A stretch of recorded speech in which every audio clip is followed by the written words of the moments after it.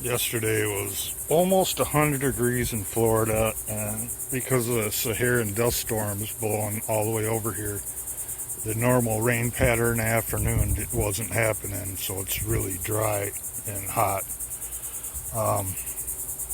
It's doing like 80 down the turnpike on coming back from Crystal River. It's the west side of Florida, going to the east side of Florida. Coming down the turnpike, I noticed my battery light came on. It's a red battery symbol on your dash. And thought, well, that's weird. Hope it isn't nothing serious. Air started getting a little bit warmer, the air conditioning.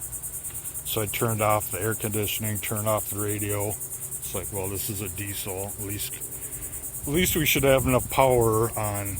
I put in a huge, I use these batteries in all my Mercedes. I forget what group it is. 8.7.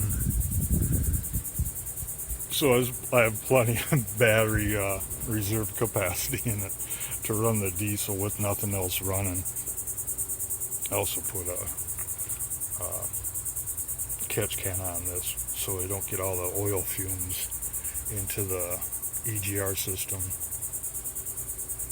It creates so much gunk in the intake manifold. Anyhow, what happened was the serpentine belt broke. Got home, no problem. The pulley's totally gone. I mean, it's 2 3/4 inches plastic. I unbolted it here. I mean, I didn't even hear this making any noises. I'm pretty good about this. I mean, that's bone dry. It's even sloppy in there. I did have a spare tensioner and pulley in the trunk off of one of my spare engines and a belt.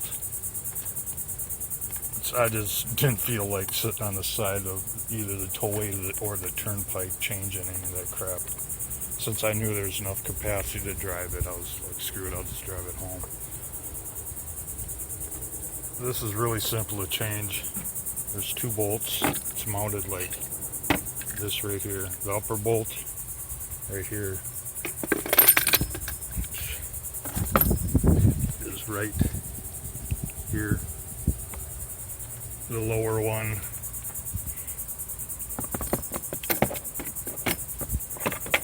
is right there, but you have to use a 16 millimeter, or I use a adjustable wrench like this, and you have to put in a bent nail or pin. If you line it up right, this gap right here between the filter, you can put it up over here and slide it into the hole on this side, the hole here, and the hole there. You have to crank it on over, put the pin in. That way you got access to this bolt, which is, this is pretty easy. I don't have the splash pan on there anyhow.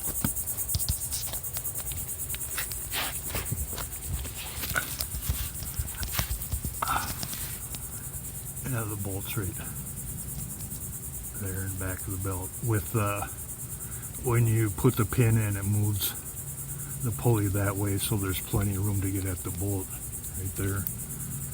This just drops down in there. Otherwise, you have to take the intercooler hose off and a bunch of crap, move it out of the way. This just drops down right here. Put in the bottom bolt first when you stick it back up in there, just to hold on to it.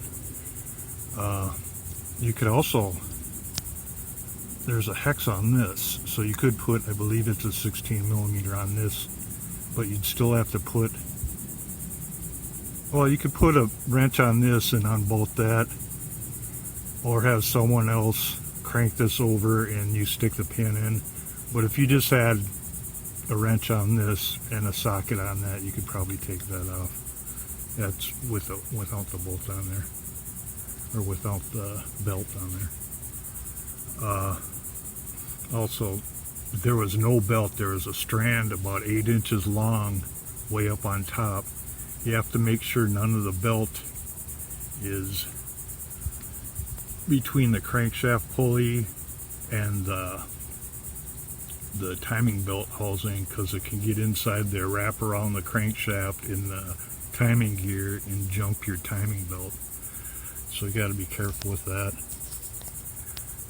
Put in that pin from up there, loosen the top one, take out the bottom one, take out the top one, just drop this down, put it back up in there, put the belt on. You can see how it goes. It goes around the crank, goes around the AC, and all the way around the alternator, and then put it here, and when you loosen that, it'll snug it up right. Also, why the belt broke was because of the, I'm sure it was because of the pulley. But you could have, there's a one-way clutch on the alternator, and if you're careful without touching the wires in there, there's a fan blade in there. You can stick could use a wooden stick, or I actually just used a Phillips screwdriver, kept away from anything electronic. And you're supposed to be able to turn the pulley one way and not turn it the other. If it's loose or locked up both ways, you have to replace the one-way clutch pulley. Otherwise, the belt just flies around, bounces around, and you'll destroy the spring and the tensioner. You don't want to do that. Luckily, I was lucky this time, and I did have one of them go bad on the road in South Carolina. I had a spare alternator. I just switched it.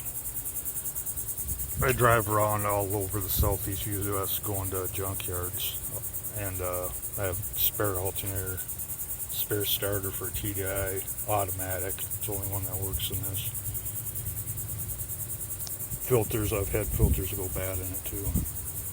I've had a filter, twice filters clog up on me. I even have a spare fuel pump. I've had fuel pump die on me. I might even have a spare high pressure fuel pump. We'll just keep an eye on the fluids here. You're fine. Yeah, I just need like an 1/8 inch nail. It has to be maybe 2 inches long, 1.5 inches, to compress that spring this way so you can get it into the pinholes to line up. Then you can get at that bolt right there. It's really easy to do.